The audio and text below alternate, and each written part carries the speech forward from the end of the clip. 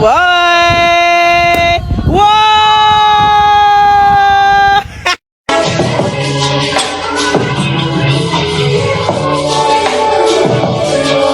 This is a very important update for the community of Tamarack. In the news of a brutal murder that happened right behind me in this apartment complex, the murder of Kayla Hodgson. Stop scrolling for 1 second and think about your boundaries.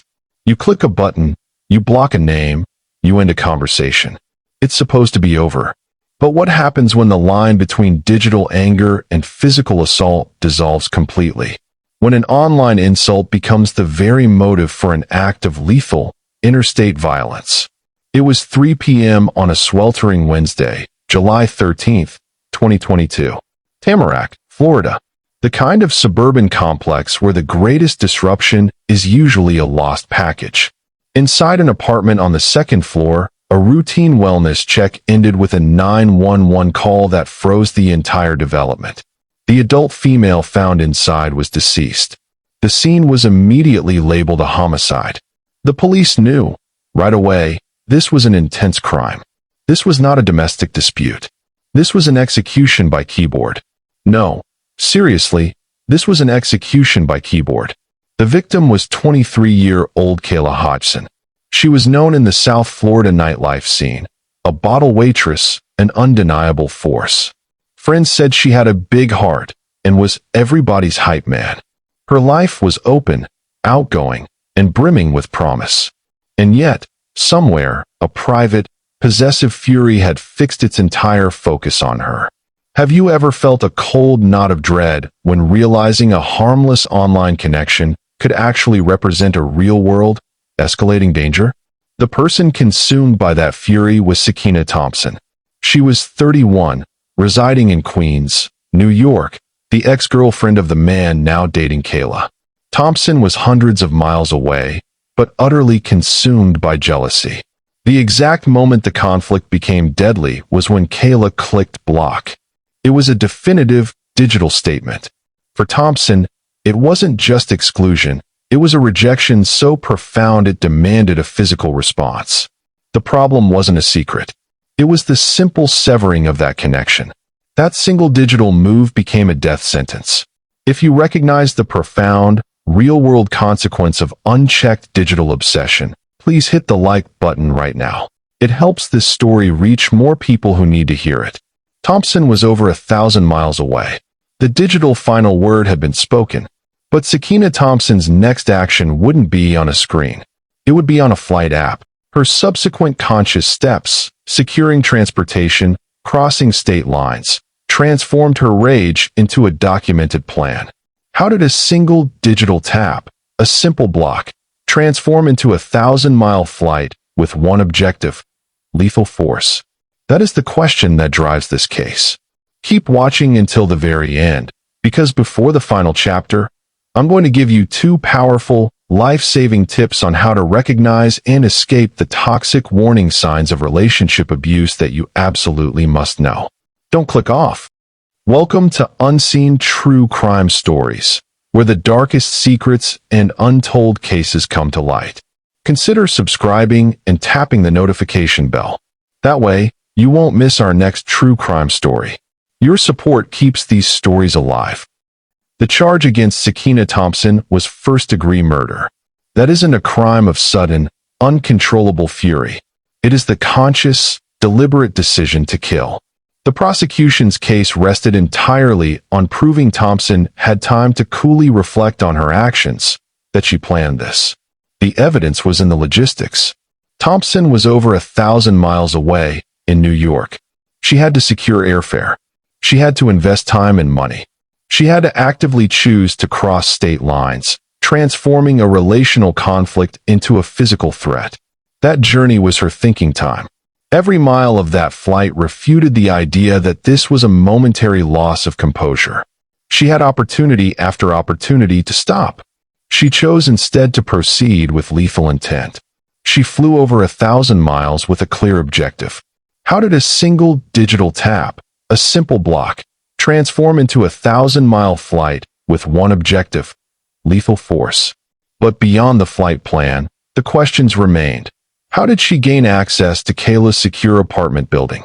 What weapon did she procure to complete her mission? What happened inside that second-floor apartment was not a struggle. It was an overwhelming, fatal assault. Kayla Hodgson was killed with a knife, sustaining what the court later confirmed were dozens of wounds. This extreme level of force, this overkill, was compelling physical evidence that Thompson's intent was not to injure or subdue. It was to end Kayla's life with devastating finality. In court, Thompson mounted her defense, attempting to mitigate the severity of her actions. She told the jury she acted in self-protection. Her claims centered on her own vulnerability. She was 2 months pregnant. She alleged Kayla seized a glass from a hookah and slashed her across the abdomen. This, she testified, caused her to feel fear for her unborn baby, triggering a reaction where she claimed she subsequently blacked out. Her defense team pushed for manslaughter, a crime of passion, not calculated murder. Thompson's appeal to panic and maternal instinct was the emotional center of her defense.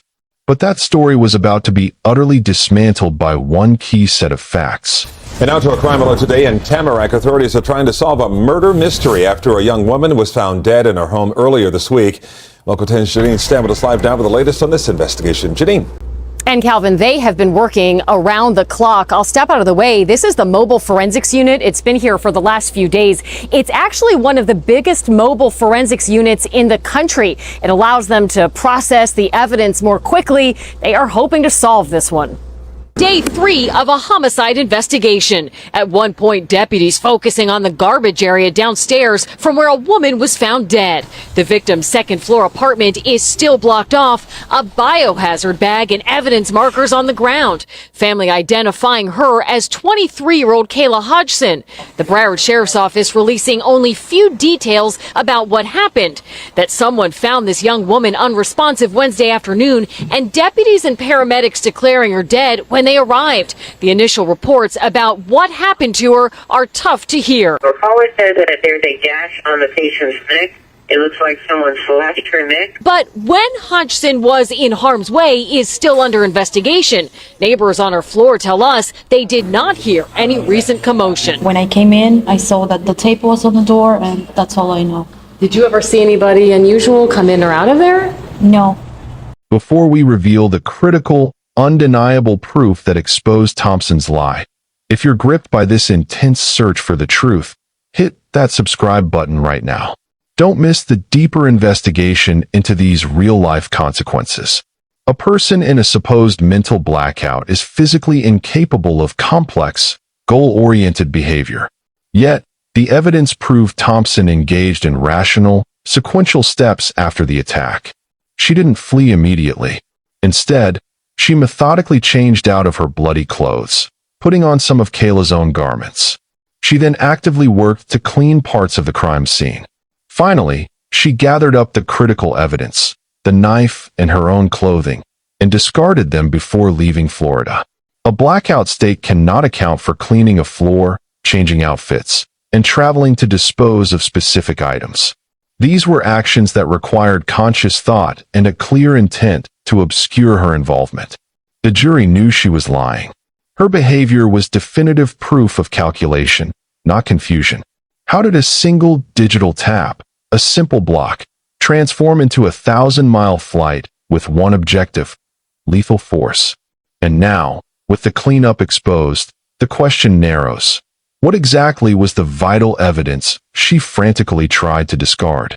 The truth of Sakina Thompson's actions was ultimately found not in her emotional testimony, but in the rational steps she took immediately after the assault.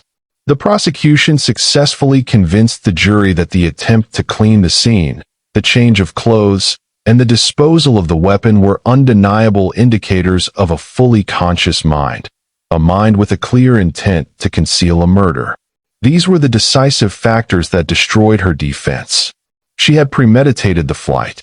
She had sustained the attack. And she had calculated the cover-up. The sheer weight of this evidence meant the jury had no choice but to reject any lesser charge of manslaughter or self-defense. The actions proved the malice. How did a single digital tap, a simple block, transform into a 1,000-mile flight with one objective: lethal force. It became clear the journey was the plan, and the cleanup was the final confirmation of her calculation. Before we close this case file, we fulfill the promise we made at the beginning.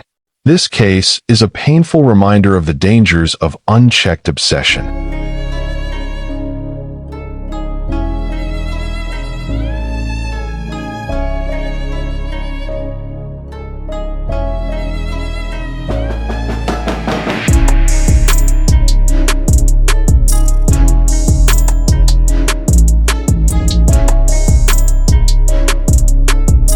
If you or someone you know is in a relationship that feels toxic or hostile, these 2 tips are crucial. 1. The digital audit. When a relationship ends and a person turns to monitoring, harassment, or extreme fixation, digitally or physically, document everything. Keep a record of every message, blocked account, and strange incident. Share this file with a trusted person or law enforcement. Do not ignore digital hostility. Treat it as an active threat that can escalate without warning. 2. The exit plan. If fear is present, your safety must come first. Develop a rapid exit strategy. This means preparing a small bag with essential documents, spare keys, and cash, and keeping it hidden. Crucially, establish a code word with 1 or 2 trusted friends or family members that means, call 911 immediately, I am in danger, and here is my location. Your life is not worth preserving a sense of normalcy. After considering the conflicting narratives and the physical proof, the jury delivered its verdict: guilty of first-degree murder for the killing of Kayla Hodgson. New details tonight on an arrest in New York City. This after a young woman was killed last month inside her apartment in Tamarack. The Broward Sheriff's Office announced that the suspect, Sakina Thompson, is now in custody. CBS 4's Peter O'Dinch joins us live from the Tamarack Village complex with the very latest on this story. Peter. Well, Naja, BSO says that the suspect was arrested in a neighborhood in Queens. That was 3 weeks after the homicide here. It's also where residents are relieved. I feel terribly bad that happened to her. Shayla Hernandez was horrified by the murder of her neighbor, identified by friends and family members as 23-year-old Kayla Hodgson, seen here and in photos in a post from loved ones on a fundraising website. BSO says they responded to Hodgson's second-floor apartment on July 13th after a 911 call about an unresponsive woman. They say they discovered that Hodgson died at the scene here at the Tamarack Village complex. On July 25th, a warrant was issued for 28-year-old Sakina Thompson. She was arrested on Wednesday in New York City. Making an arrest makes me feel a lot more comfortable. BSO is not saying what led them to their suspect, but an arrest affidavit says Sakina Thompson was demonstrating a depraved mind without regard for human life by stabbing with a sharp object with a premeditated intent to cause death. I am very happy to hear about it because we were scared. We heard different stories from different people, and I happen to live on the floor above her, so I'm very happy. It makes me feel a lot better and more secure that they finally arrested somebody. Thompson was sentenced to life behind bars. For the victim's loved ones, the court's definitive action finally offered a measure of justice after the profound disruption of losing such a beloved, bright person. The murder of Kayla Hodgson by Sakina Thompson stands as a modern, shocking cautionary tale. The case of the digital dagger proved that the ultimate spark for premeditated murder can be as small as a button press on a screen. It shows the speed and ease with which intense personal rivalry, fueled by online fixation, can translate 1,000 miles of jealousy into a fatal, planned attack. What do you think?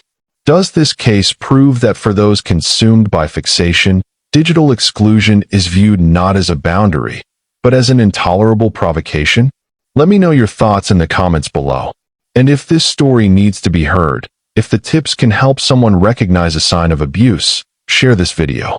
Our hearts ache for Kayla's family. Words feel inadequate, but please know you are held in deepest sympathy and prayers. May you find strength and comfort in the memories of Kayla. Thank you for watching, for your attention, and for joining us on this journey of reflection. Stay informed, stay vigilant, and above all, stay safe. See you on our next video.